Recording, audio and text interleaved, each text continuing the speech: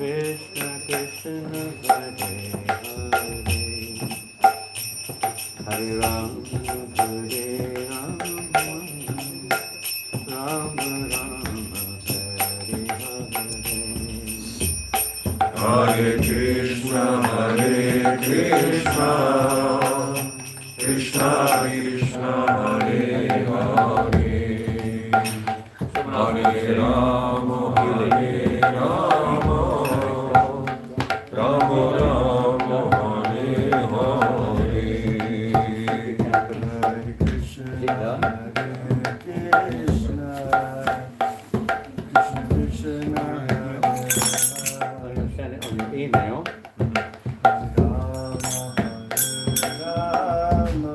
E1 David, still your email? Hare Krishna Krishna Krishna Hare Hare Nothing to do with it. Hare Rama Hare Rama Rama Rama Hare Hare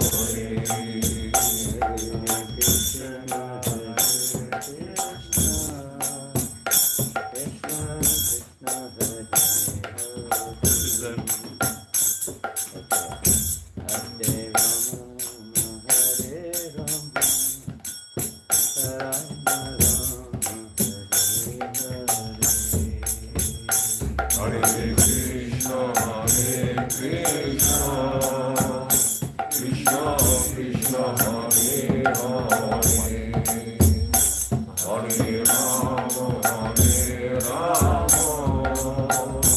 Rama Rama Hare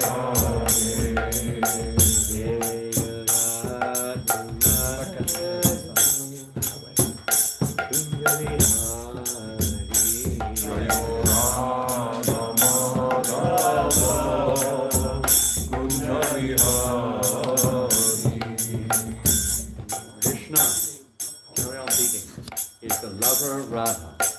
He displays many amorous pastimes in the groves of Vrindavan. Gopi Jana Ballabha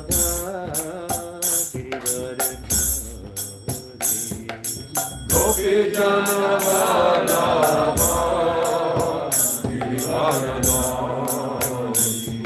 He is the lover. We're not getting this, are we? On the screen. There should be new captions or We try to put it on the slide. just a PowerPoint presentation. Yeah. He is the lover of the coward maidens of Braj, the lifter of the great hill named Govardhana. Yasodhanandana Radhikanandana Yashodanandana the beloved son of Mother Yasoda, the delight of the inhabitants of Braj. Yamuna Tira Vanachari Yamuna Tira Vanachari Yamuna Tira Vanachari Yamuna Tira Vanachari He wanders in the forest along the banks of the river Yamuna.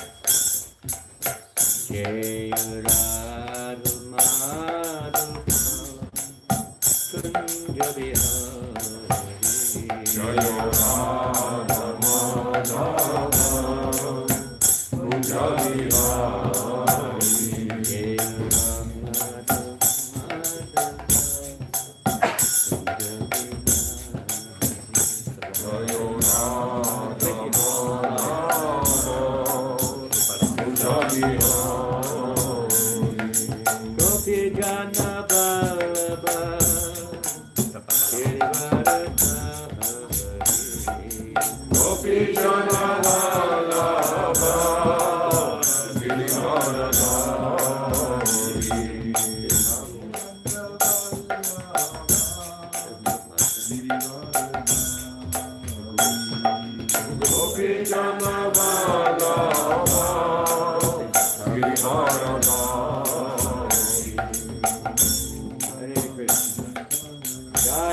Prabhupada ki jai.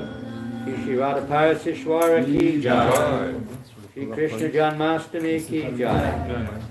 As of now, we have not managed to succeed. I'm afraid.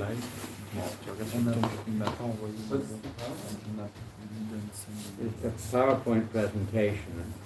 Juste ouvre le PowerPoint pour voir. Do you have PowerPoint on there? Sur Google Slides, ça marche peut-être moins bien avec le. Voilà. Sur ton bureau, enfin dans les téléchanges.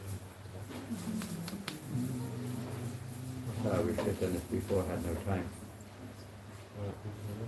Hey Krishna Karuna Sindhu Dinabandha Jagatpate Gopesha Gopika Kanta Radha Kanta Namaste.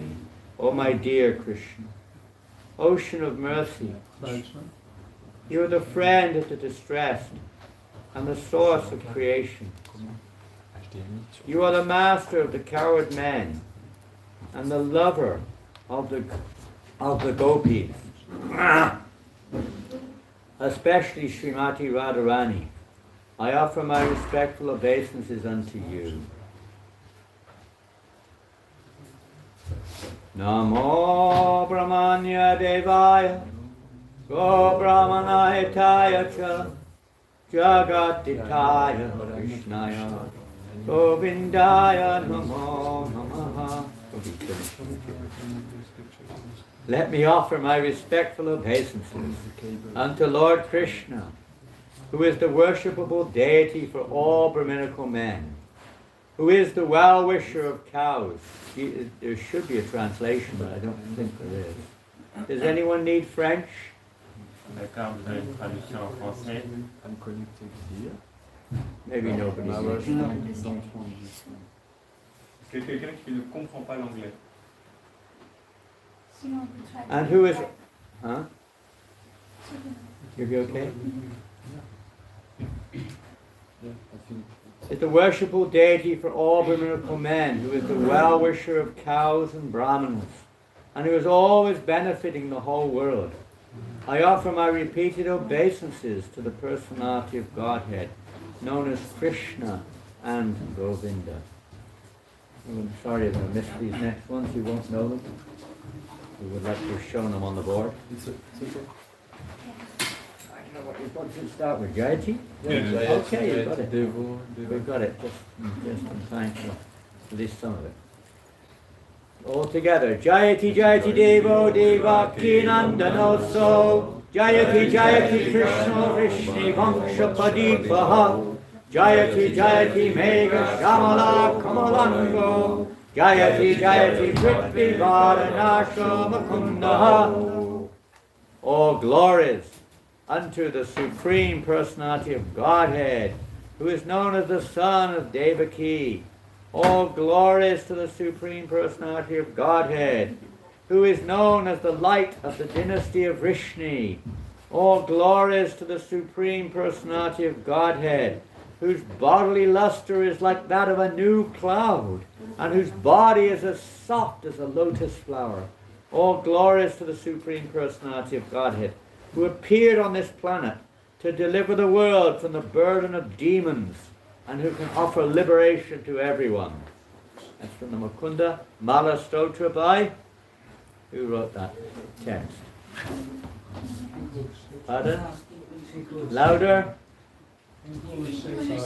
Huh? King Kulashekar. And this is a very famous verse from the Srimad Bhagavatam. We used to chant this every single day without fail in London. Generally before going to bed. Maybe we can do it later. Yeah. Not urgent. Jayati Jananivaso Devaki Janmavado Yaduvara Parishat Svado Virasyanadharma Stirachara Vijinagna Susmita Shivukena Bhattapura Vanitanam Vajayam Kamadevam. Lord Sri Krishna is he who is known as Jananivas, the ultimate resort of all living entities, and who is also known as Devaki Nandana or Yashodanandana, the son of Devaki and Yashoda. He is the guide of the Jadu dynasty, and with his mighty arms he kills everything inauspicious, as well as every man who is impious. By his presence he destroys all things inauspicious for all living entities moving and inert. His blissful smiling face always increases. The lusty desires of the gopis of Vrindavan may be all glorious and happy. So we'll sing this together. Some of you are familiar with this beautiful verse from Queen Kunti, the Srimad Bhagavatam 1:8-22. Krishnaya Vasudevaya Devaki Nandanaya. I'll sing, then you sing. Krishnaya Vasudevaya Devaki Nandanaya. Krishnaya Vasudevaya Devaki Nandanaya cha. Krishnaya Vasudevaya Devaki Nandanaya cha. Nanda Gopa Kumaraya Govindaya Namo Namaha. Nanda Gopa Kumaraya Govindaya Namo Namaha.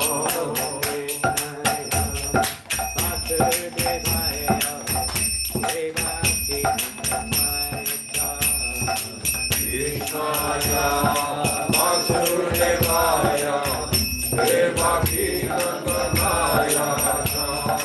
Nanda Gopa Kumaraya Govindaya Namo Namaha. Nanda Gopa Kumaraya Govindaya Namo Namaha. Nanda Gopa Kumaraya Govindaya Namo Namaha.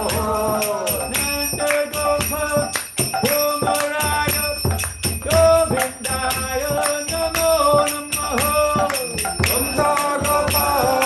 Kumaraya Govindaya Namo Namaha. Govindaya Namo Namaha. Govindaya Namo Namaha.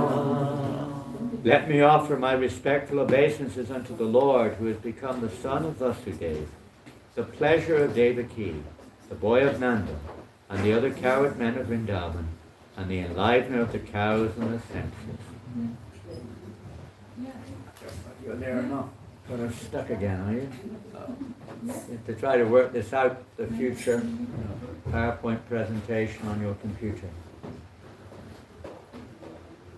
This is from the 11th canto, 34 to 41. Actually, it's not that long, it's just one verse, I believe, maybe two. My dear Uddhava, one can give up false pride and prestige by engaging in the following devotional activities.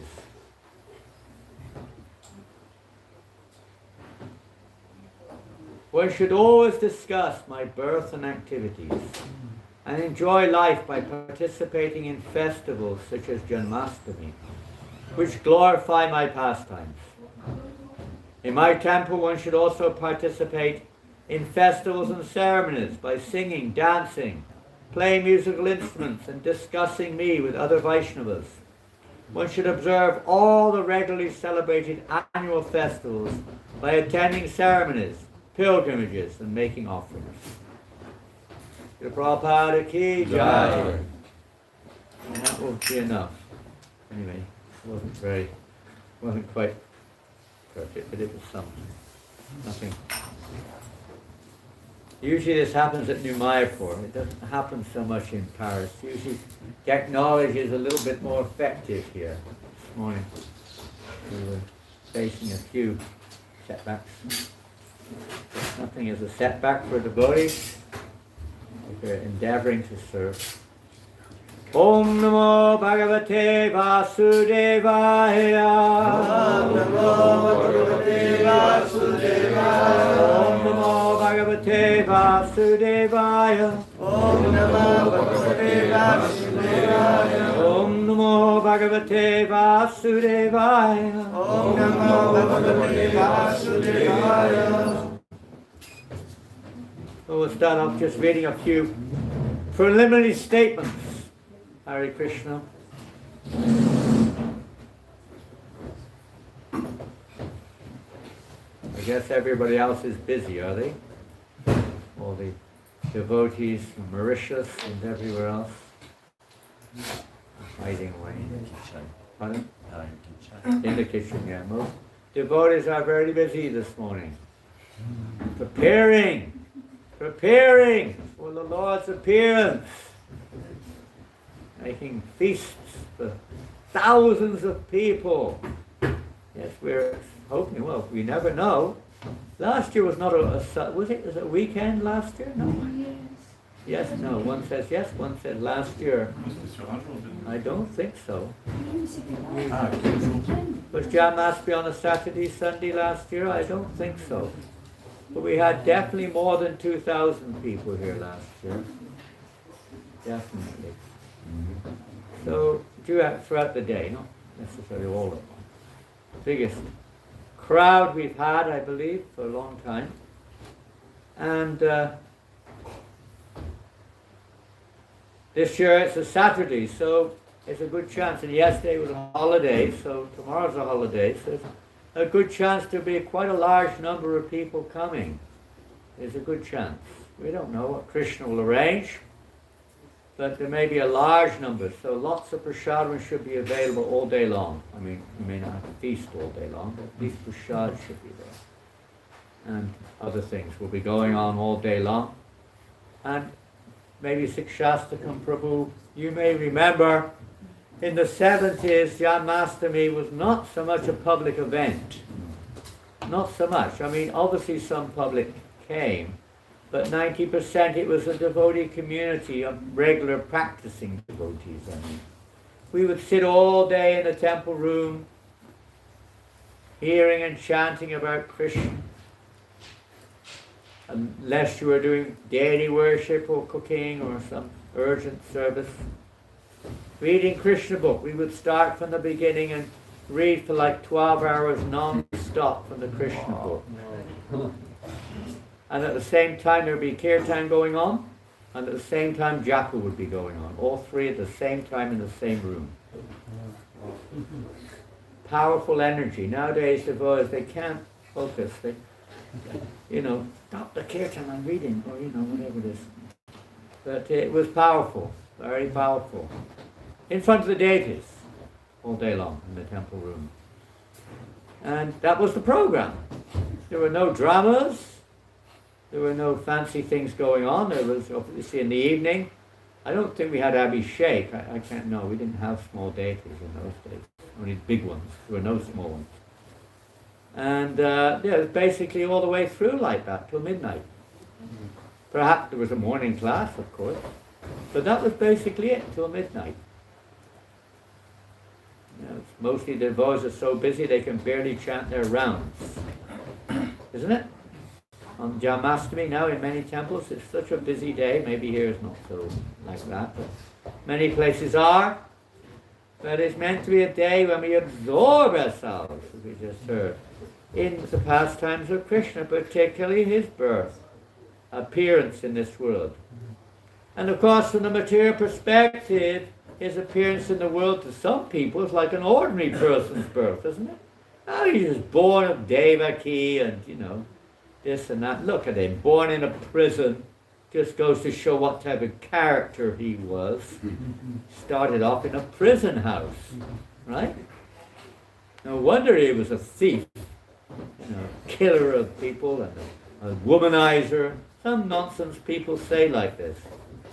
They've never actually entered into the subject matter. They don't have the eligibility to do so, but some people say that. Others only understand from a certain sentimental perspective with a little bit of, you could say, a little bit of respect, or a little bit of, some kind of nice mythology or something, or some others just another one who's appeared to the unpersonal, unmanifested Brahman, who appears in all kinds of weirdos are there. But the actual fact of the matter is Krishna is never born. He's unborn. He appears to take birth. And the pastime is there, just like taking birth. A little different than usual, of course, but still it's a pastime which appears to be, something relative to the world we're in. But actually, Krishna's already there. This is the first premise we should understand. It's not that, he wasn't there, then he was born. He's already there. He manifests. Krishna has two, even in Braj Bhumi, even in this world, the pastimes are going on two planes. Aprakat and prakat leelas are going on simultaneously. The aprakat is unseen by those who are, there are two kinds. Those who are mundane cannot see either, really. They think they can see the prakat or the manifest, but they only see what they see through their perverted visions. And even the pure devotees of the Lord they're also so, by Yoga Maya's arrangement, they're so, almost they seem to be perplexed by the Lord prakat pastimes. That suddenly he disappears, or he does things which are like scary, and all kinds of things. This is all to enhance the loving exchange between the devotees, the mood of the devotees. This is all Yoga Maya and Balaram's arrangement to facilitate the Lord and his devotees' pleasure pastimes. So one devotee will see it one way and another devotee will see the same time. Time is a relative factor, but the same thing in a different way because they're in a different mood, and Krishna reciprocates accordingly. There's a key verse in the Bhagavad Gita. We take it a little lightly sometimes and only see it in terms of material interaction. But this is an absolute statement. It's in the 4th chapter of text 11. Who knows this verse? Yes. Yeyata. Come on. Loud and clear. You faded out. I thought the whole France would have heard it. They need to. They need to hear these things. They're not. I know they're all asleep right now.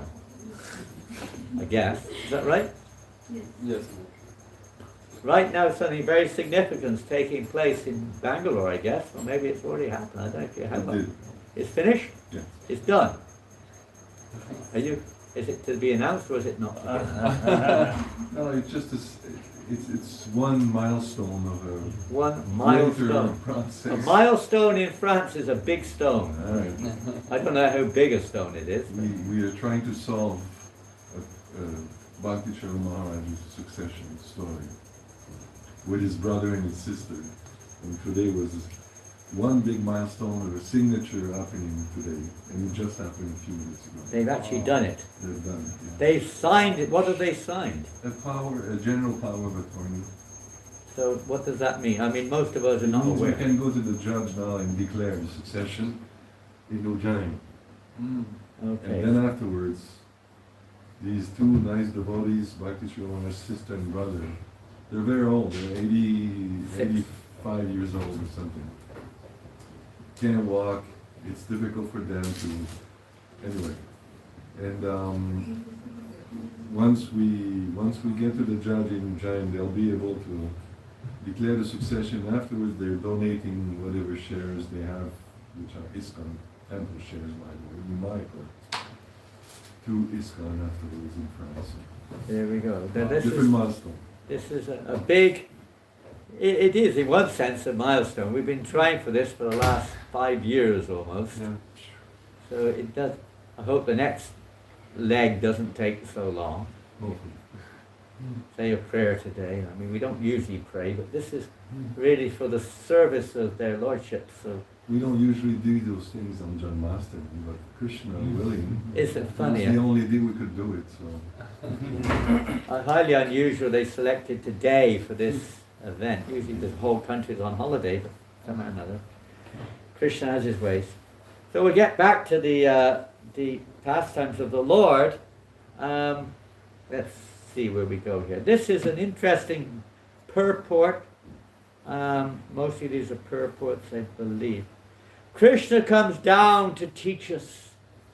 These are from the 10th canto, 12th chapter, text 5.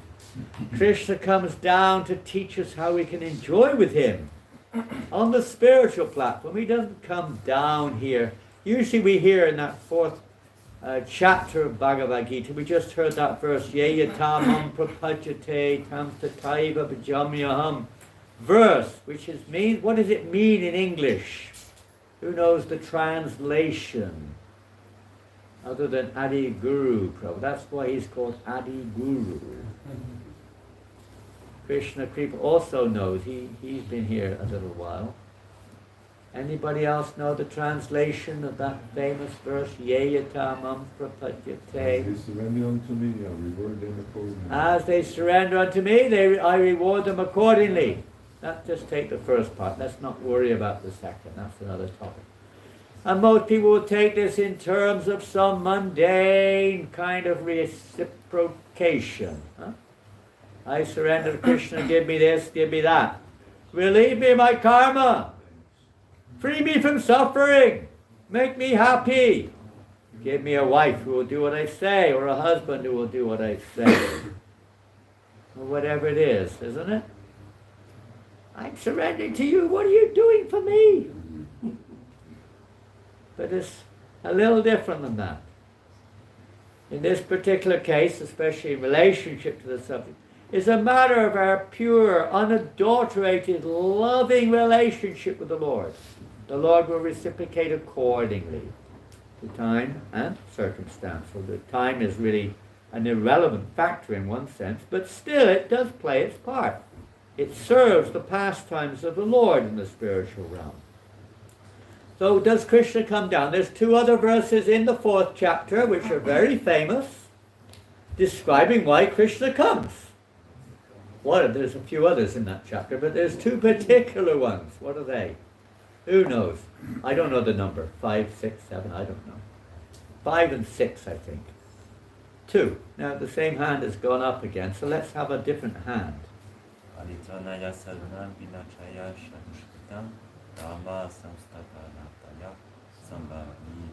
Very, very good. That's the second of the 2. Oh. And the first one?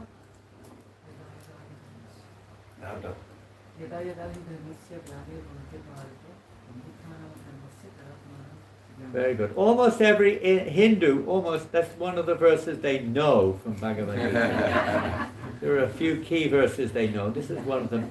Yada yadahi dharmasya. Believe it, that's the first verse I learned from the Bhagavad Gita also. Yada yadahi dharmasya glanir bhavati bharata bhutanam dharmasya tadatmanam sriyamyaham. What does it mean? Yum, yum, yum. What does it mean? Huh? Anybody? I know English is not your first language, so it may be difficult. But when a verb is in decline in the ranges, yeah. icon. Yeah, whenever there's a decline in religious principles, a rise of irreligion, and then Krishna appears in this world to re-establish. So for most people, religion is, they don't understand the depth of that statement. It's generally taken as a relative, again, a relative thing, establishing Hinduism or Christianity or whatever you take from that. But it's much, much, much, much deeper than that.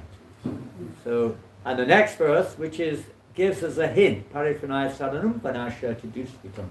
Now, what does that mean? Most people will think of that somewhat mundane as well. That Krishna comes, Paripranaya Sarunam. What did he come for? To take care of the devotees. To protect the devotees, and to annihilate the demons. Yeah, so that, from the material point of view, means, if you're in trouble, he's going to come there. Why didn't he come, when I was in difficulty? Where is he? Where is he? Where is he? the war or something. Why didn't he come? We prayed to him. He never helped us. It means much deeper than that too. And we'll see what it means in a few seconds, at least from the devotional point of view. Annihilation of demons also is rather a kind of a, let's say, most people have a very shallow understanding of that. What would be a devotionally deeper? Is it like, we expect him to kill all the demons out there or something? What is the devotional more of a devotional perspective of that verse? What would it be?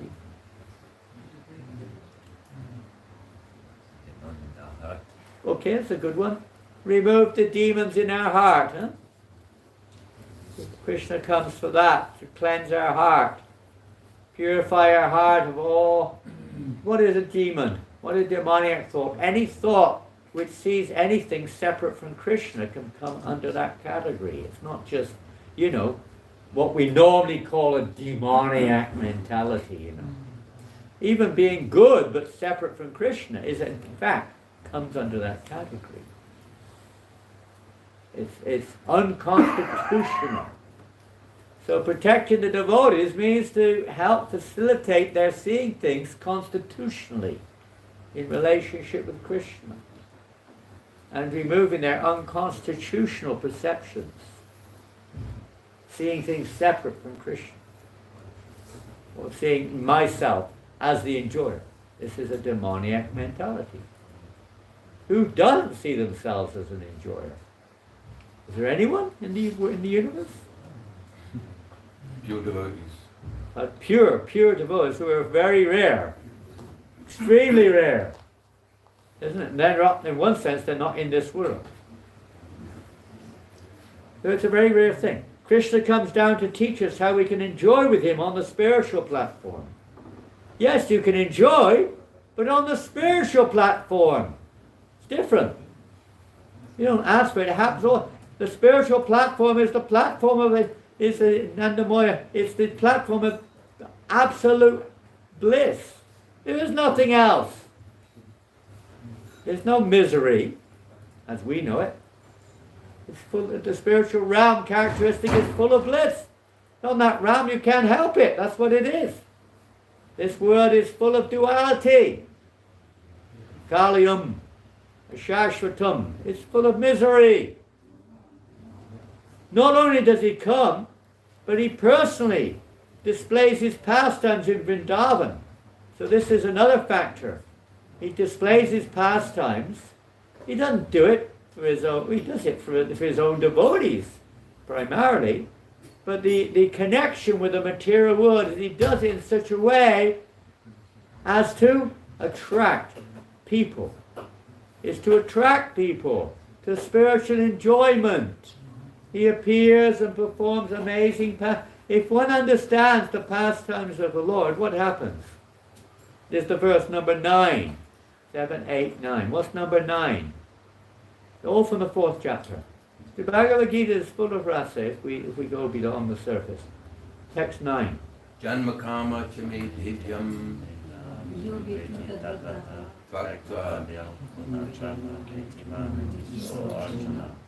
I think it was correct. This verse, one time Prabhupada said, this is the key verse in the Bhagavad Gita. At least Sabag Maharaj told me that when he was talking to him. Janma karma chamedivyam evam yovi tatvataha. And what does it mean?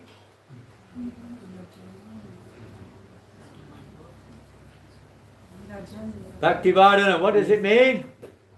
Those who know me, my birth and activities is internal.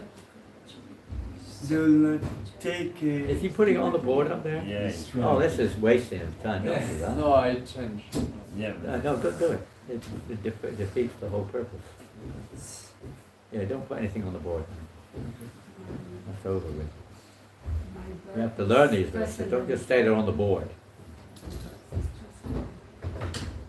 One who knows the transcendental nature of my birth and my pastimes, what happens to them? They're transcendental. They're not actually in this. They may appear to a mundane person, but they're not. then the apricot pastime, the unmanifest pastime, manifesting in whatever way, reciprocating with the viewer in this world to help for these various purposes we just mentioned, attract us, purify us, remove the anarthas and so on. What happens? One never takes birth again in this world, but goes back to Godhead, attains the eternal abode. So it's probably an important part of it. Why did Prabhupada produce the Krishna book, practically speaking, before any other book? Practically. I mean, it came out in 69, 70 or something. It was the only book in the temple when I joined, as far as availability. Bhagavad Gita was not available. Bhagavatam was just little one chapters, printed in one chapter form, paperback, one chapter at a time. Isha was there, they didn't have it when I joined, run out of stock. There were a few small books, Isha being, others came and went. And that was it. But Prabhupada brought the Krishna book out purposely. He was thinking maybe I won't let it live or stay in this world long enough to, which happened actually, to actually produce the entire translation and commentary of the 10th canto. And actually that's what happened. He started it but didn't complete it. But he produced the Krishna book. We used to read it every day without fail. Some of us still do. Prabhupada used to read it regularly all the way through. Even in his last year, Prabhupada would regularly read his own book, the Krishna book, with devotees. He had devotees read it. Sometimes alone he would read also. There's another, I guess you can put it up if you really want to. This is the 4th canto, 20th chapter, text 35, 36. But you won't find it. It's for the purport, I think. In one of such forms, this is the purport by Prabhupada. In one of such forms, he appears on this material planet in a particular place known as Vrindavan Dham, describing the various forms of Godhead. Prabhupada doesn't say, obviously he's referring to Krishna. Where he displays his original pastimes of Goloka Vrindavan Dham. Original pastimes. He displays them. They're original. They're not, no one else can do it. An original painting. These pastimes are original. Some people try to imitate, but they're not. They're Krishna's pastimes. Where he displays his original pastimes of Goloka Vrindavan Dham in the spiritual sky. Why does he do it? Why does he do it? Same reason. To attract the conditioned souls back home, back to Godhead. To attract us. If ever you remember when you were kids, perhaps you had this experience. We used to look at all the holiday brochures, tourist brochures, Paris. They made Paris look attractive, brochures. Maybe it was a little more attractive in those days, I don't know. You arrive in Gare du Nord and you wonder, where am I? Are you okay? And then you have, now we will look at the French Riviera, the Italian Riviera, the Costa Brava, Mallorca, an old dream of those holidays. We were so attracted, living in a dirty, not dirty so much, but an industrial town with houses next to each other, no gardens, nothing, no bathrooms, nothing. We didn't know what a shower was. We'd never seen one. We had no kitchen in the house I grew up in even. No kitchen, no bathroom, nothing. And you see these brochures, oh my God, hotels, woo! We were dreaming of these places. So, of course, this is not the idea that we go there and enjoy that in the mundane sense, but it's to attract their attention, to draw our attention away from the material reflection, to attract us, to attract the conditioned souls back home, back to Godhead. And there's another one. So Krishna comes for this reason too. When this is the real dharma, this is the real religion. That's why he says in the 18th chapter, text number, what does he say in the 18th chapter, text number 66? Somebody knows it. That's another one which most Hindus know, but they don't know what it means. What is it?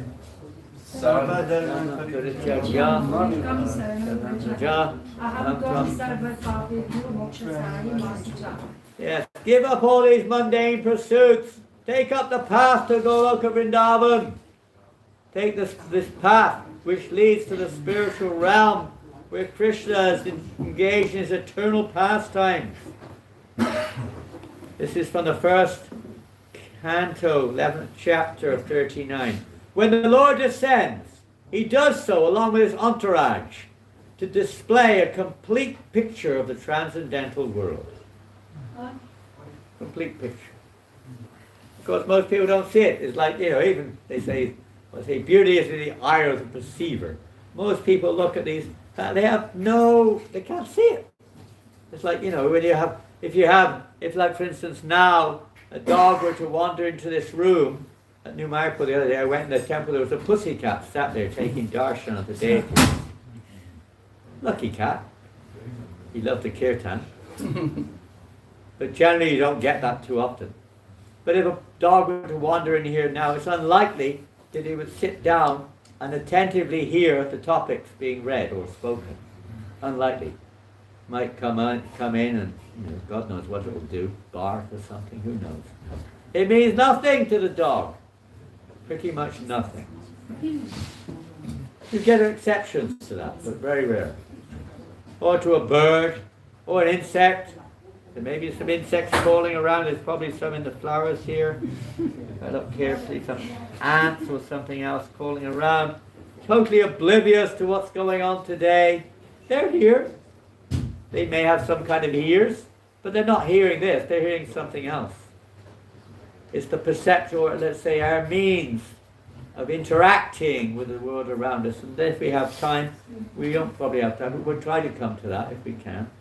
A very interesting section in the 10th canto of Srimad Bhagavatam, which deals with this. Particularly it's in relationship to the direct birth of the Lord.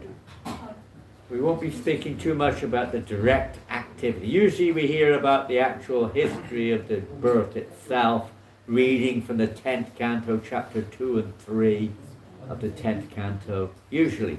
But we might not hear much, if any, of that today. Maybe something. Let's see. So here's some interesting statements. Now, we sang a song just now. We quoted a verse, can't remember which one it was, which described that Krishna was the son of Devaki and also of Yasoda. We sang a song that he is the beloved child of Devaki and the son of Janananda Maharaj. Many people find this a little bit, odd. Most people, at least in India, are of only the understanding that Krishna appeared as the son of who? Devaki. Devaki and Vasudeva. So that's not untrue. But it's not a complete picture, as most of you are familiar with this, of course. But we'll read some statements. Now, these statements are from Srila Prabhupada. We could read the statements from the Acharyas. Many Acharyas have commented on the birth of the Lord in various ways. And then the next part of the story is we hear that Krishna was then taken by Vasudeva across the Jamuna to Gokul, to where Nanda Maharaj and Yasoda Mai had just given birth to a baby girl. The baby girl appeared. Died. But that was the baby girl appeared in the saloon. Are there any more up there? I deserve a bit of purification here. That Vasudeva took Krishna across the river Yamuna to Gokul and replaced or changed the babies, right? Swapped the babies over. The baby daughter of Mother Yasoda took the baby daughter back across the Yamuna back to Mathura, and you know the story. Goes from there. That baby was Yoga Maya. Expansion of Yoga Maya. That's another thing we may touch on or may not touch on because time is short. But that baby then was, of course, Kamsa tried to kill the baby, and you know what happened. He had the shock of his life. His worshipful deity suddenly appeared before him, gave him the soul. So what happened in Gokul? The baby born of Devaki was there, and when Mother Yasoda regained her consciousness, she saw a beautiful baby boy there. Anyway, let's go back to what Prabhupada said. This is a verse in the 10th Canto, chapter 3, text 47. You can put this up if you want, Ekanath Prabhu. This one you can put up. No, he's not here. Thereafter, this goes, exactly when Vasudeva, being inspired by the Supreme Personality of Godhead, was about to take the newborn child from the delivery room. As Vasudeva is in the prison in Mathura. Some of you have seen that prison, or what they say is the prison where Krishna was actually born. They say so. From the delivery room, Yogamaya, the Lord's spiritual energy, took birth as the daughter of the wife of Maharaj Nanda. So she appeared a little after, just as he was about to take Krishna from Mathura to Gokul. Yogamaya appeared.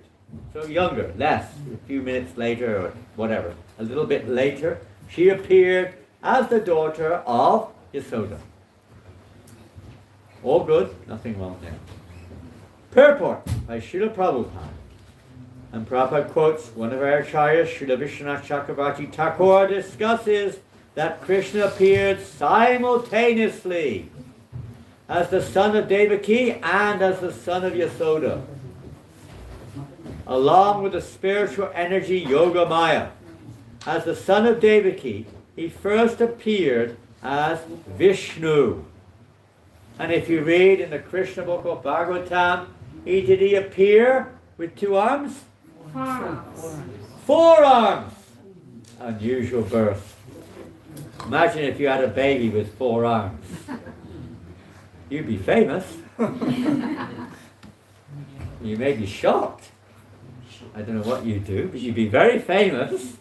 Not only that, but he didn't just have 4 arms if it was some kind of defect. You know, they used to have these kind of defects in certain cases. They are there actually, where kids are born with little stubby 3 arms and things. Something called thalidomide. When I was a kid, this was one of the birth control things that the ladies were being given by these scientists who were so convinced that this was good for you. And not millions, but hundreds of thousands of kids were born and locked away, never to be seen again, with total deformation of all their limbs. Unbelievably horrendous deformations because of this so-called safe drug given to them by their doctors. You remember that? Maybe it was gone by the time you were a baby. You know, it was horrific. So it wasn't like that at all. What else was there? Krishna didn't just appear with 4 arms. Okay, nice little 4 arms.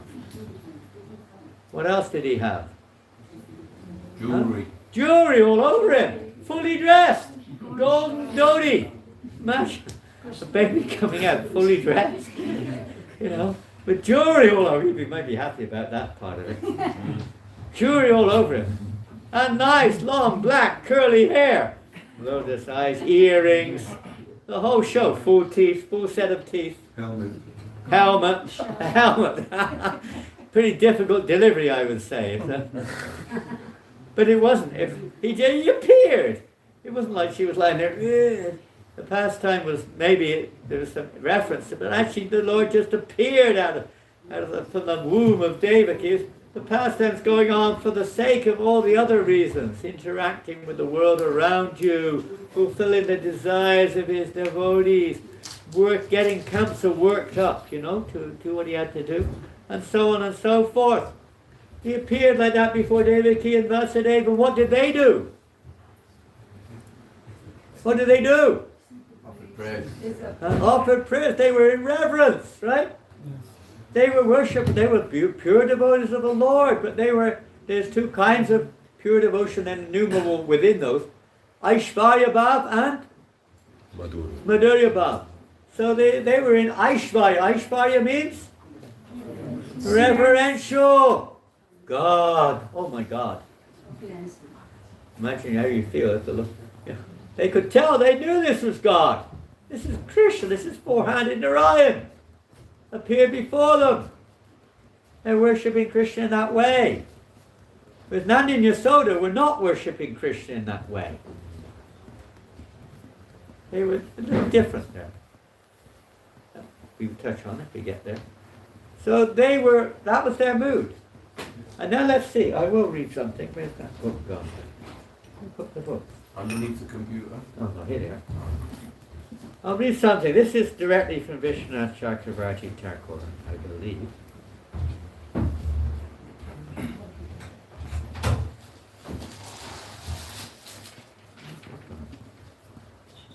Here.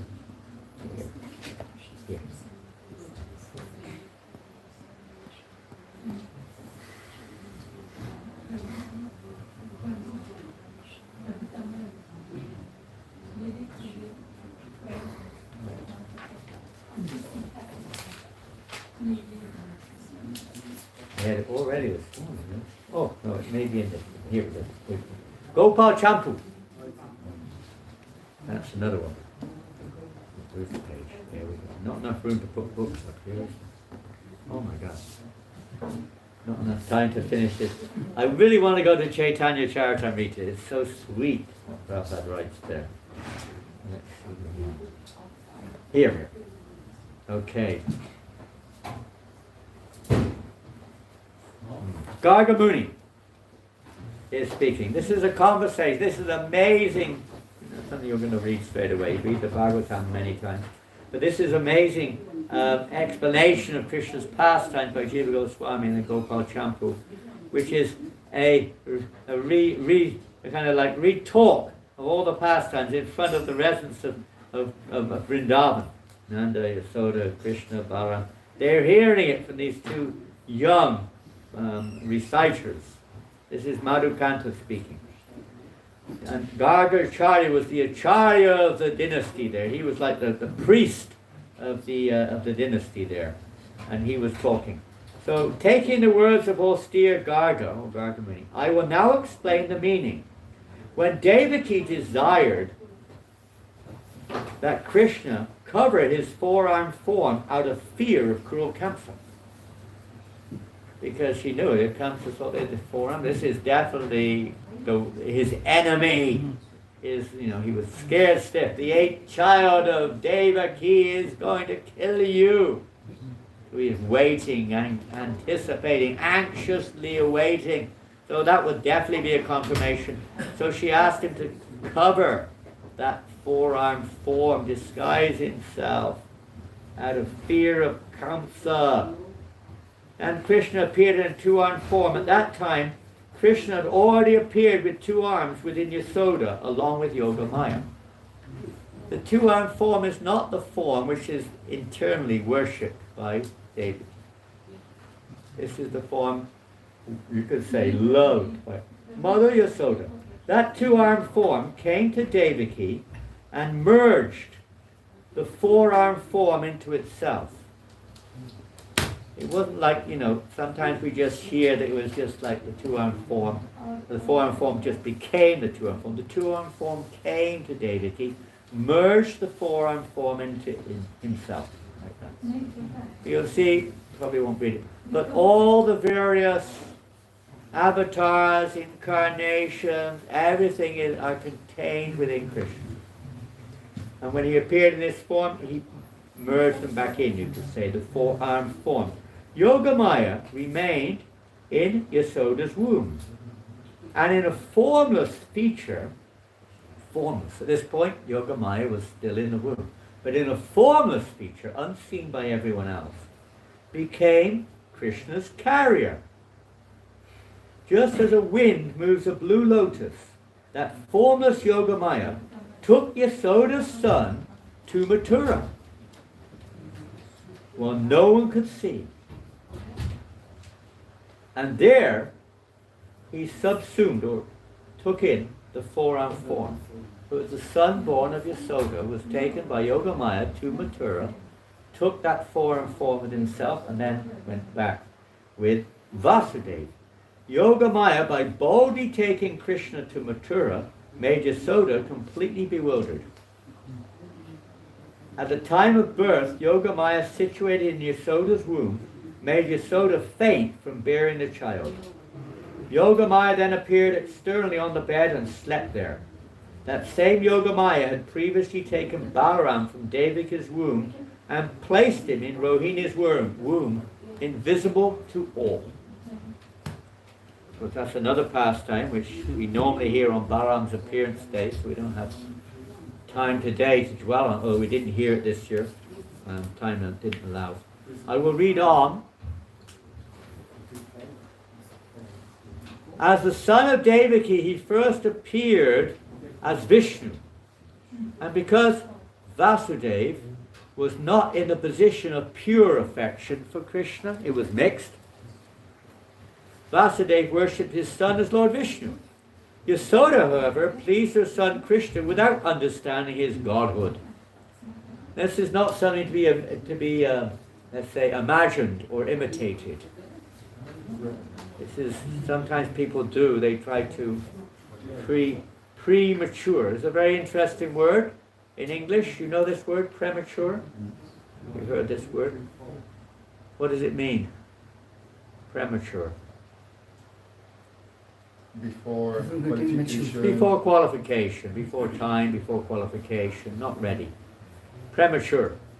You take the cake out the oven prematurely. It's not cooked.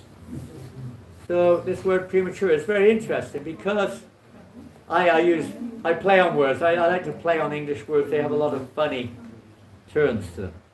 Prema, too early. Prematurely. People want prema, pure love of God, but too early. There's a process you have to go through, we have to go through. Krishna doesn't reveal it otherwise. You get some shadow, reflection, but not the real thing. So don't be premature like that. There's a baby appears premature. Because Krishna appeared quite quickly in the womb. That's why Balaram was only... How old he was? There's 3 different statements I've come across about Balaram's age. How much older he was than Krishna. How much older? Some even say he was younger. I've not heard that. Yeah. You've read that too, huh? I've not come across that. How? We spent 7 months in the womb of Devaki and then 7 months in the womb of Rohini. Okay, that's fine. How much older was he then than Krishna? Then it's 14 months. 14 months. That's one statement. But that's not what Prabhupada says. And that's not what most of the acharyas said. That is stated. That's one of the ones, more or less a year older than Krishna. 2 weeks. 15 days, Prabhupada writes. But then, Balaram's appearance day was just 7 days ago. Oh, Yogamaya, no one can... One of the main factors of understanding Krishna is achintya, inconceivability. You can't measure it. Facts and figures are given for the sake of captivating our attention and, giving some framework there. But in reality, as we heard at the beginning, Krishna doesn't necessarily appear in a chronological way like this. He manifests according to the loving sentiments of his devotees.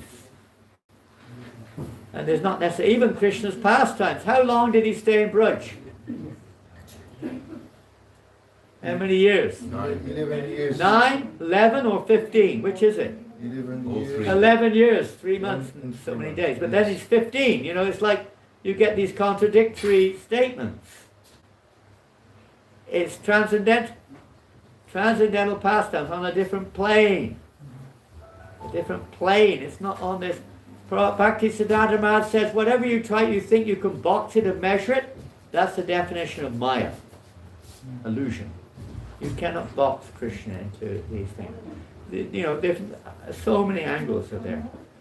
Generally, we hear from Prabhupada he's 15 days, but then we celebrate 7 days. So people, what's going on here?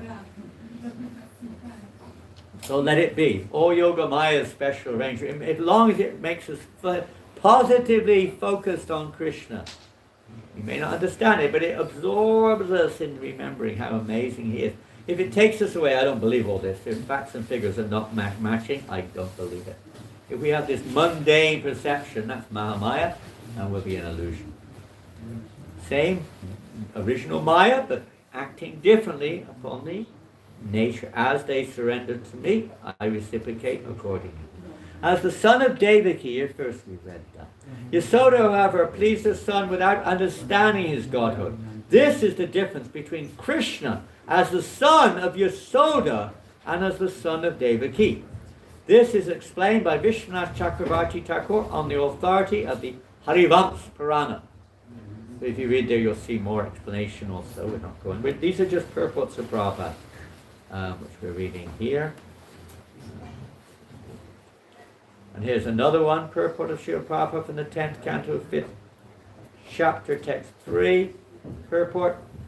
And this is describing the ceremony, the birth ceremony performed, I suppose, by Garga Muni.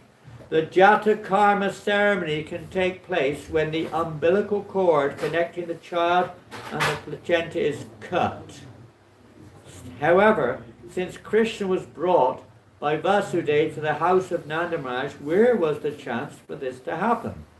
In this regard, Vishwanath Chakravarti Thakur desires to prove with evidence from many Shastras that Krishna actually took birth as the son of Yasoda before the birth of Yogamaya, who is therefore described as the Lord's younger sister.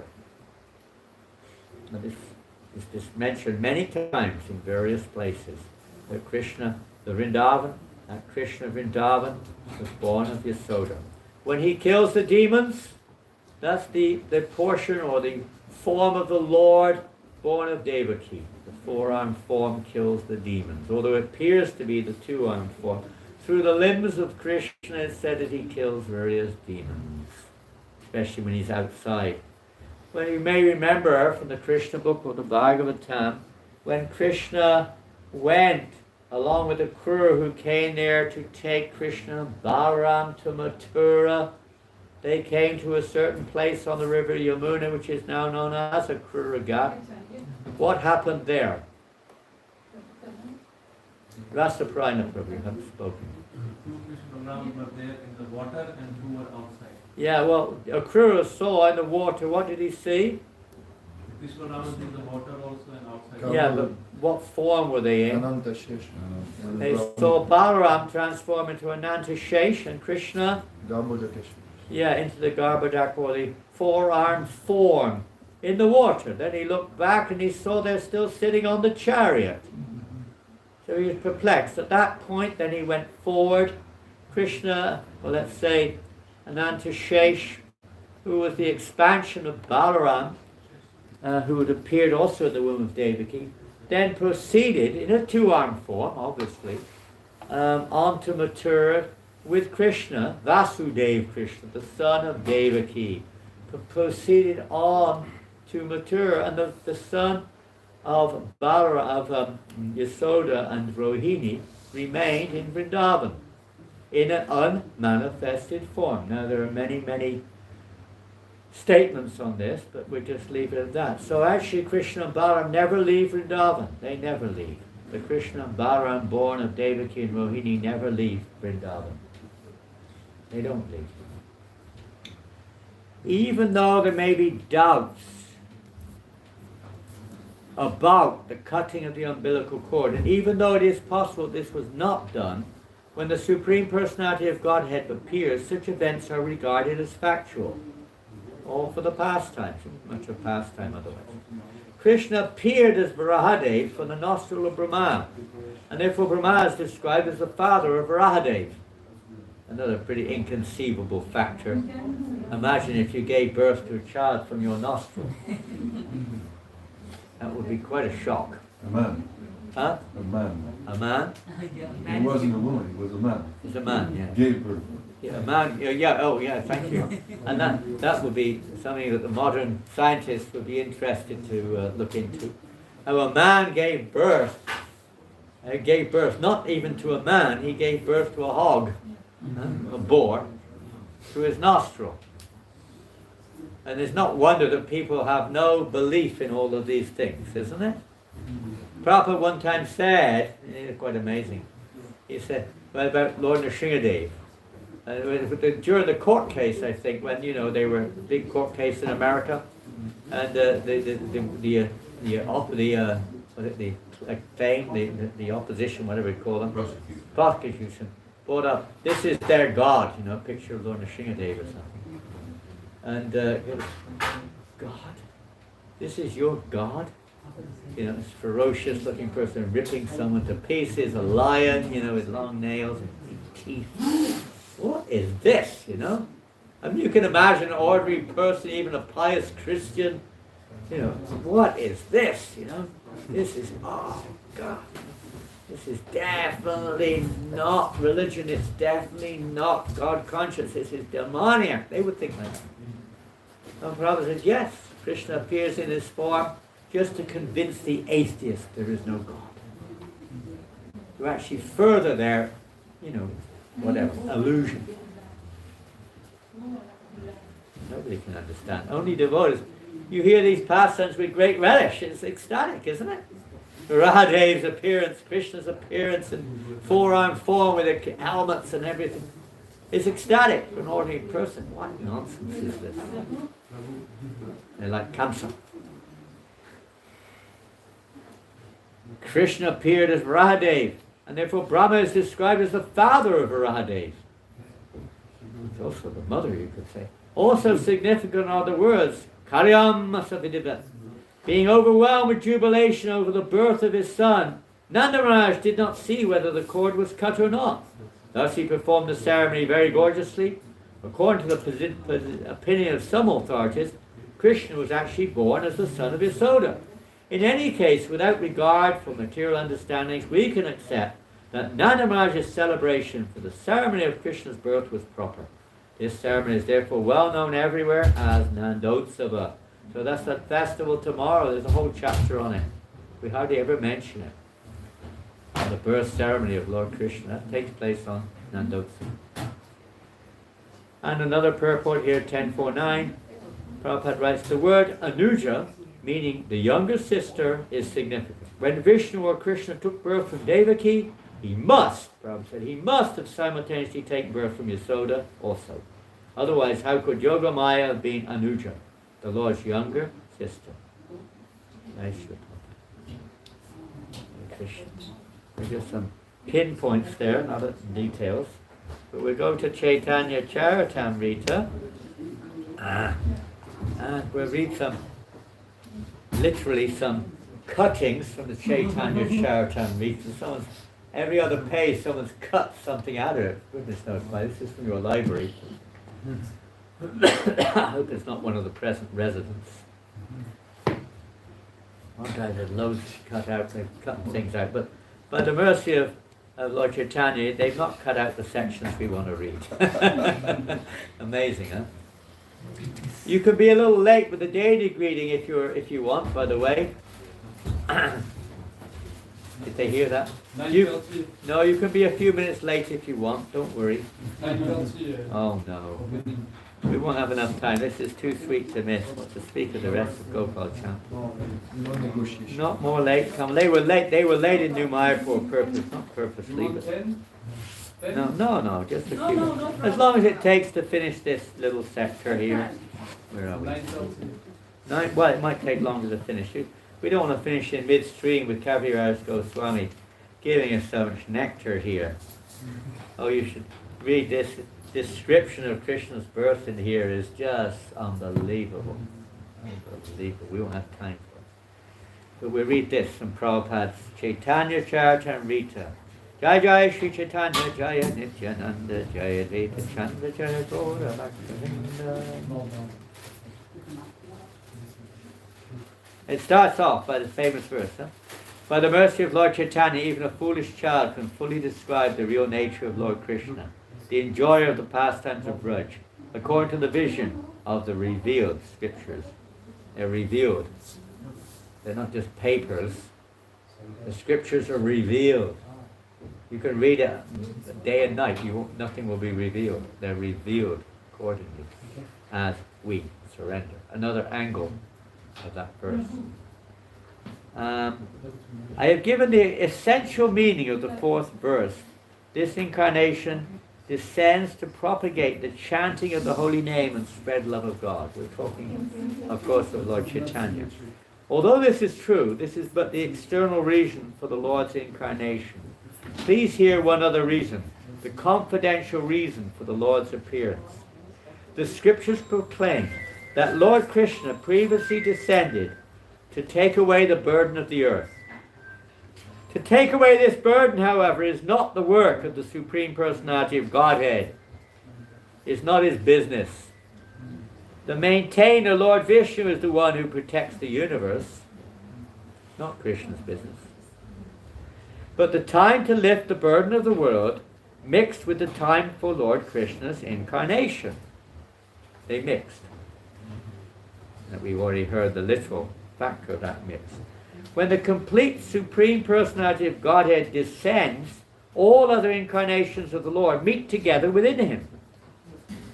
They meet together. Lord Narayan, the four primary expansions, Vasudeva, Sankarshan, Pradyumna, and Aniruddha, Matsya, and all the other Leela avatars, the Yuga avatars, the Manvantara avatars, and as many other incarnations as there are, all descend in the body of Lord Krishna. In this way, the complete Supreme Godhead, Lord Krishna himself, appears. Because he's avataris, not avatar, he's avataris, the source of all avatars. He's not an incarnation. He's not mentioned in the Das Avatar Stotra. He's the source of them all. At that time, therefore, Lord Vishnu is present in the body of Lord Krishna, and Lord Krishna kills the demons through him. Thus, the killing of the demons is but a secondary work. I shall now speak of the main reason for the Lord's incarnation. Uses the word incarnation because he appears in this world. The Lord's desire to appear was born from two reasons. What are they? That we already heard. He wanted to propagate devotional service in the world on the platform of spontaneous... Oh, I missed the line. He wanted to taste the sweet essence. These are the reasons why Krishna wanted to appear. He wanted to taste the sweet essence of the mellows of love of God. He wanted to taste them. And, of course, this is referring to Lord Chaitanya in this case. And he wanted to propagate devotional service in the world on the platform of spontaneous attraction. This is something we kind of like leave in the wardrobe somewhere or in the cupboard. We don't realize that this is what Lord Chaitanya came for. He didn't come just to engage us all in Aishvarya mood. He came for this reason. To propagate devotional service in the world on the platform of spontaneous attraction. Platform of Ragamarg. Thus he is known as supremely jubilant and as the most merciful of all. This is his most merciful gift. This opportunity to enter into this mood of devotion. Again, the word premature comes up. It's a process. All the universe is filled with the conception of my majesty, but love, weakened by that sense of majesty, does not satisfy me. If one regards me as the Supreme Lord, and himself as a subordinate, I do not become subservient to his love, nor can it control me. This is the case of just about everyone in this world. In whatever transcendental mellow my devotee worships me, I reciprocate with him. That is my natural behavior. And then that verse we heard earlier, in whatever way my devotees, Prabhupada's translated differently here, it's in relationship to the mood. In whatever way my devotees surrender unto me, I reward him accordingly. Everyone follows my path in all respects, the son of Prita. That's like a spiritual perspective of that, and the material is a reflection. Every path here is also Krishna's. It's his energy. He's arranging it for the conditioned souls, like a parent for the child. It may be illusion, it may be anti-Krishna, it may be demoniac, but it's also given by Krishna. Everything comes from Krishna. He's reciprocating with us. There's no other competitor in the game. If one cherishes pure loving devotion to me, thinking of me as his son, his friend, or his beloved, regarding himself as great and considering me his equal or inferior, I become subordinate to him. That's how it works. Just even in mundane activities, a man may be a big man, maybe today we're hearing about a judge. The judge is not subservient to anyone. He's the one who's dictating according to the situation. But when he goes home, he's subservient. We heard yesterday, he's subservient. That priest, I don't know who the priest was yesterday, he was telling, now you're a servant to your wife, you have to do what she says. He becomes subservient to his wife, to his children, isn't it? He becomes almost like a servant, this little child. He's a big judge, high court judge. But he's running around, carrying his child on his back, playing games, subservient to them, feeding them. He loves that much more than sitting in the high court. It's so sweet. Maybe not so sweet, but it's sweeter. Krishna is absolutely sweet. Devotional service rendered to me by the living beings revives their eternal life. There's the part of the process there. Oh, my dear damsels of Raj, your affection for me is your good fortune, for it is the only means by which you have attained my favor. Mother sometimes binds me as her son. She nourishes and protects me, thinking me utterly helpless. My friends climb on my shoulders in pure friendship, saying, what kind of big man are you? You and I are equal. Who do you think you are? If my beloved consort reproaches me in a sulky mood, that steals my mind from the reverent hymns of the Vedas. Taking these pure devotees with me, I shall descend and sport in various wonderful ways unknown even in Vaikuntha. Oh, sorry, I didn't mention the reference. This is the Adi Lila, chapter 4. We're on text 27 and 28. Taking these pure devotees with me, I shall descend and sport in various wonderful ways unknown even in Vaikuntha. I shall broadcast such pastimes for which even I am amazed. The influence of Yoga Maya will inspire the gopis with the sentiment that I am their paramour. This is a unique feature about Krishna's manifested pastimes. Very unique. These pastimes taking place in Boma Vrindavan are very special. Neither the gopis nor I shall notice this, for our minds will always be entranced by one another's beauty and qualities. Pure attachment will unite us, even at the expense of moral and religious duties. Destiny will sometimes bring us together and sometimes separate us. I shall taste the essence of all these rasas, and this way I shall favor all the devotees. Then, by hearing about the pure love of the residents of Vraj, devotees will worship me on the path of spontaneous love, abandoning all rituals of religiosity and fruitive activities. Another angle of the 1866 verse. Give up all forms of religiosity and surrender unto me.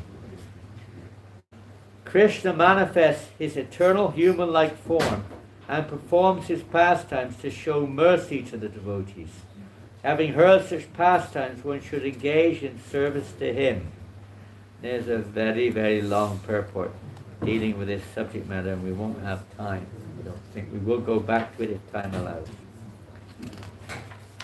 Next verse.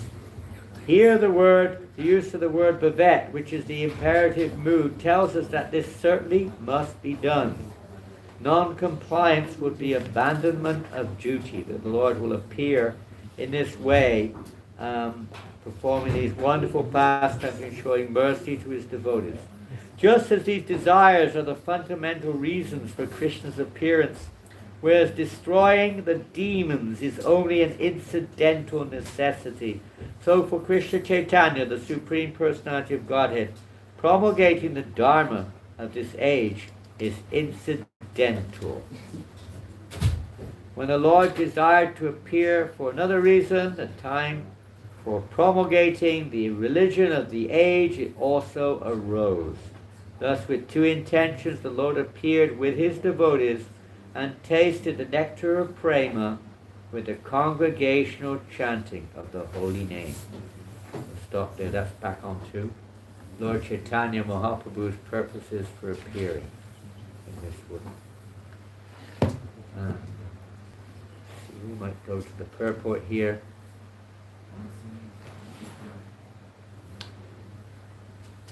To the verse Anugrahaya Bhaktana Manusham Deham Ashritaha Bhajate Tadrishi Krida Yakshudva Tatparo Bhavet. Text 34. Adi Lila, chapter 4. Describing how Krishna manifests his eternal human-like form and performs his pastimes to show mercy to the devotees. Having heard such pastimes, we should engage in service to Krishna. So let's read Prabhupada's purport. This text is from Srimad Bhagavatam 10:33-37. The Supreme Personality of Godhead has innumerable expansions of his transcendental form, who eternally exist in the spiritual world. This material world is only a perverted reflection of the spiritual world, where everything is manifested, spiritual world that means, without inebriety. There, everything is in its original existence, free from the domination of time. Time cannot deteriorate or interfere with the conditions in the spiritual world, where different manifestations of the Supreme Personality are the recipients of worship of different living entities in their constitutional spiritual positions. So even there, again, yeyatamam prapajate, according to the spiritual positions of the living entity, their constitutional positions, the Lord reveals or reciprocates accordingly. In the spiritual world, all existence is unadulterated goodness, pure goodness. Just like the very word Vasudev. Vasudev means another meaning. He lives everywhere. He who resides in the divine. Yeah, but what does it mean in terms of this? In terms of unadulterated? Well, we've already said it. It means unadulterated goodness, pure goodness. Vasudev's state is the state of pure goodness. And because of Vasudev's state of pure goodness, Krishna appears. His prema was mixed with Aishwarya, but still it's love for God, pure love of God, unadulterated. And Yashodananda, of course, their love of Godhead was of a different nature, Madhurya, or in that case, Vatsalya Bhav, free of the reverential aspect of Aishwarya. So the Lord is reciprocating accordingly. But it's unadulterated goodness. The goodness found in the material world is contaminated by the modes of passion and ignorance. To say that our lives, we also have to come to that level of unadulterated goodness if we want to actually have that realization, or if we want the Lord to appear to us in our hearts or wherever. The saying that the human form of life is the best position for devotional service has its special significance, because only in this form can a living entity revive his eternal relationship with the Supreme Personality of Godhead. The human form is considered the highest state in the cycle of the species of life in the material world. If one takes advantage of this highest kind of material form, one can regain his position of devotional service to the Lord. Incarnations of the Supreme Personality of Godhead appear in all the species of life. That doesn't mean, when we say species of life, we use the 8,400,000 species. It doesn't necessarily mean that Krishna appears as a cockroach incarnation or as a scorpion incarnation. But amongst the various species, there's the human-like forms, the animal-like forms, the bird-like forms, and like that. He appears in those various forms at different times in different places. It may not manifest in each and every one of the 8,400,000, at least not in this universe. The Supreme Lord bestows the most merciful benediction to human society when he appears in his human form. It is then that humanity gets the opportunity to engage in different kinds of eternal service to the Lord.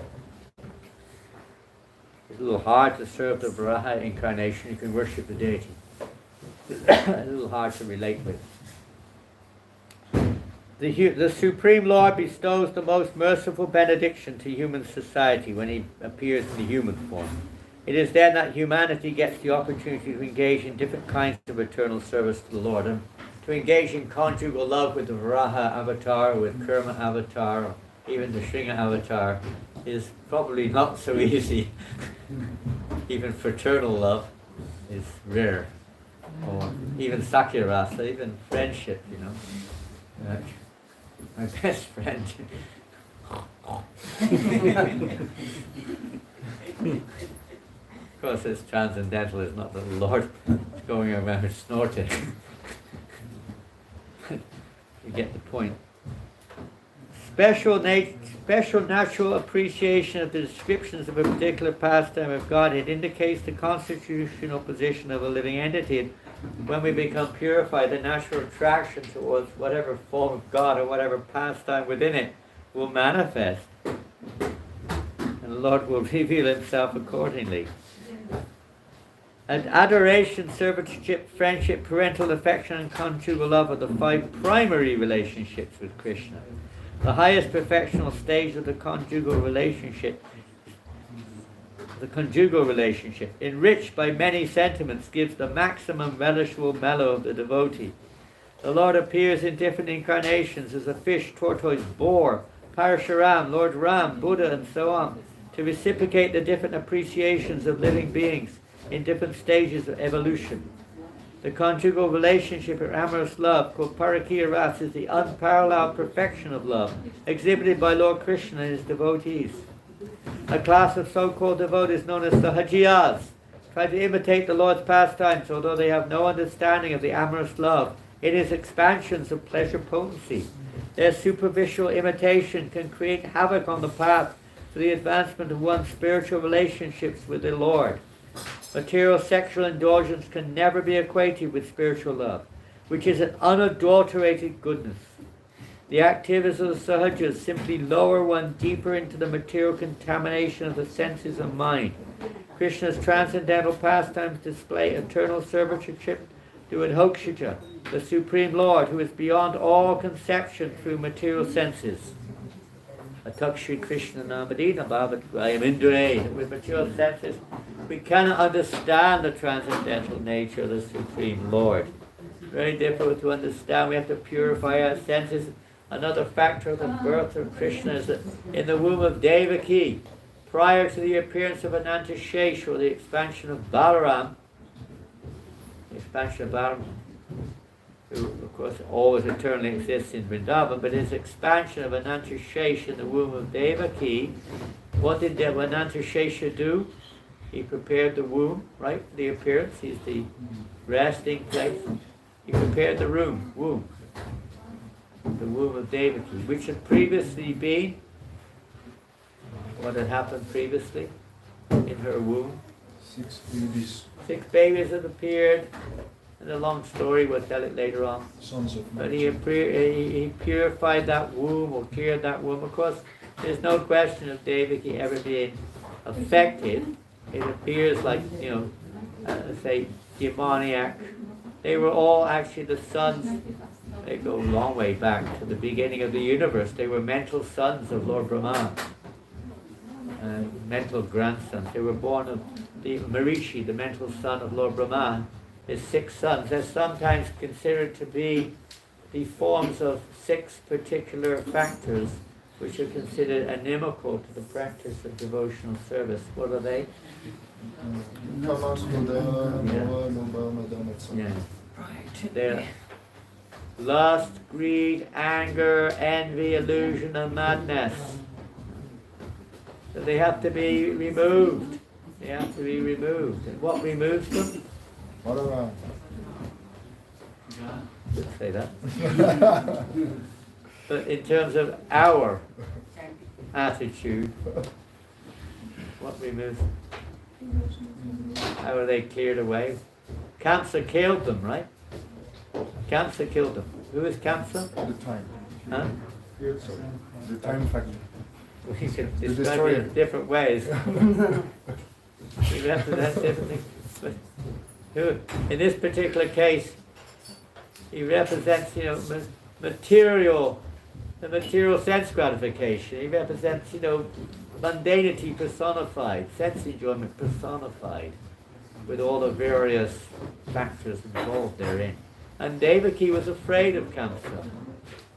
So that fear is a positive use of the word fear, that fear of material sense gratification, but we're still attracted to it, we're still attracted to seeing ourselves as the enjoyer, as the proprietor, as the friend of everybody. We still see ourselves in the center.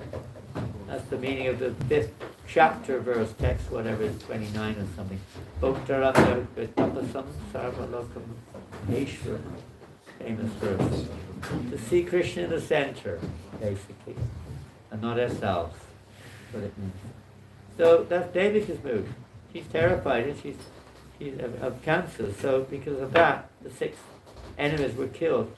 Now Vishwanath Chakravarti describes it differently. We won't have time, of course. He describes it in terms of the perceptivity of living entities. Touch, sound, touch, smell, all these various things, hearing, and all these various things which are focused on the material world, including the mind, 6 of them. They have to be killed in the sense of transformed to, and that's where Balaram comes in, and under Shesh, the Guru factor comes in, who engages in devotional service, to engage. One of the definitions of bhakti is to engage our senses fully in the service of Krishna. That's the Guru's business, to engage our senses in the service of Krishna. And this is also removing those 6, let's say, sons of Devaki in this case. They were previously, and there's many different commentaries on this, you'll find it written differently in different places. Sometimes it's said to be the grandsons of Hiranyakashipu. They were cursed as the sons of Marichi. They were cursed by Lord Brahma to take birth in demoniac families, so they took birth in the family of Hiranyakashipu, and then if Hiranyakashipu cursed them, they would be killed by their own father in their next lifetime. Their father happened to be Kalanemi, a demon, and there's loads of different stories about Kalanemi in different places. And they're described maybe in different universes, in different millenniums and so on, so you get these different stories mentioned, which can be confusing sometimes. That's not necessary. They appear in different times, so these different stories are taking place. But whatever it was, they represented these demoniac or these materialistic tendencies. So this would drag us further into these if we imitate this mood of imitating Krishna's pastimes and putting ourselves as the enjoyer in the center. Krishna's transcendental pastimes display eternal servitorship to Adhokshaja, the Supreme Lord, who is beyond all conception, through material senses. Materialistic conditioned souls do not understand the transcendental exchanges of love, but they like to indulge in sense gratification in the name of devotional service. This is the Sagyas. The activities of the Supreme Lord can never be understood by irresponsible persons who think the pastimes of Radha and Krishna to be ordinary affairs. The rasa dance is arranged by Krishna's internal potency, Yogamaya, and is beyond the grasp of the materially affected person. In the whole spiritual realm, Yogamaya, this again, like in the material, we can't see Maya, although she's behind everything orchestrating. The spiritual world, Yogamaya is behind everything, arranging all these various amazing situations for the pleasure of the Lord and his devotees. Trying to throw mud into transcendence with their perversity, the Sahajas misinterpret the sayings Tat Patavena Nirmalam and Tat Parobhavet by misinterpreting Tadrishi Kridaha. They want to indulge in sex while pretending to imitate Lord Krishna. But one must actually understand the imports of the words through the intelligence of the authorized Goswamis. Srila Narottam Das Thakur in his prayers to the Goswami has explained his inability to understand such spiritual affairs. Rupa Raghunatha Pade Hoibe Akuti Kabihama Bujabose Yugala Piriti. When shall I be eager to understand the literature given by the Goswamis? Then I shall be able to understand the transcendental loving affairs of Radha and Krishna. In other words, unless one is trained under the disciplic succession of the Goswamis, one cannot understand Radha and Krishna. The conditioned souls are naturally averse to understanding the spiritual existence of the Lord. And if they try to know the transcendental nature of the Lord's pastimes, while they remain absorbed in materialism, they are sure to blunder like sahajas. If they try to understand the transcendental nature of the Lord's pastimes, while still absorbed in materialism, Hare Krishna.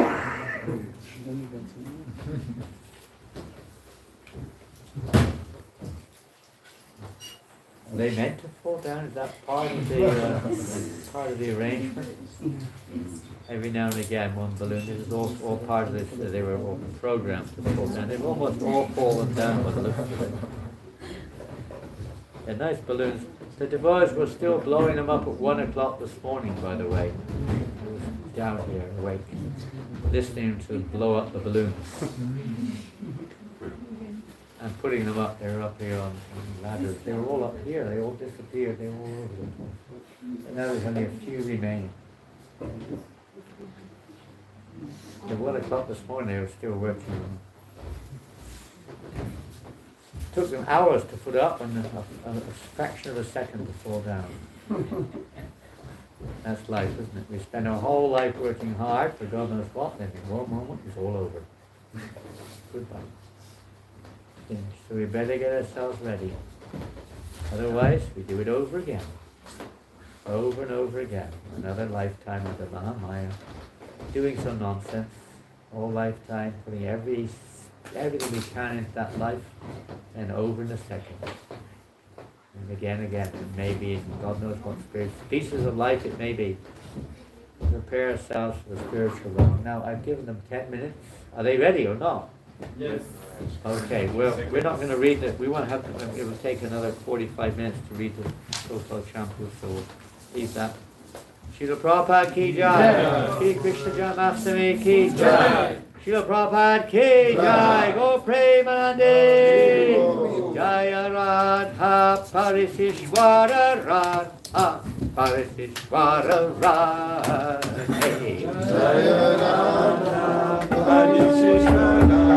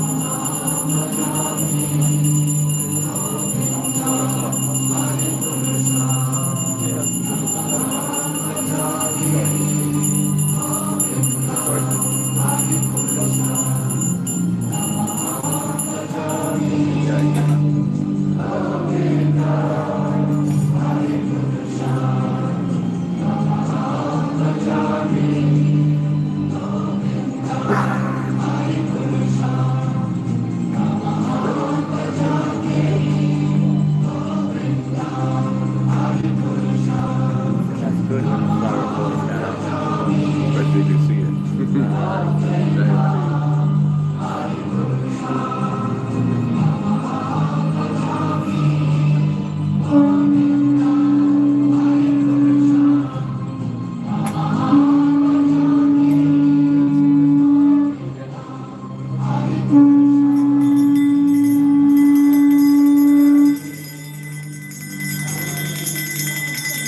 Jai Sri Sri Radha Paraswara ki jai. Shri Krishna.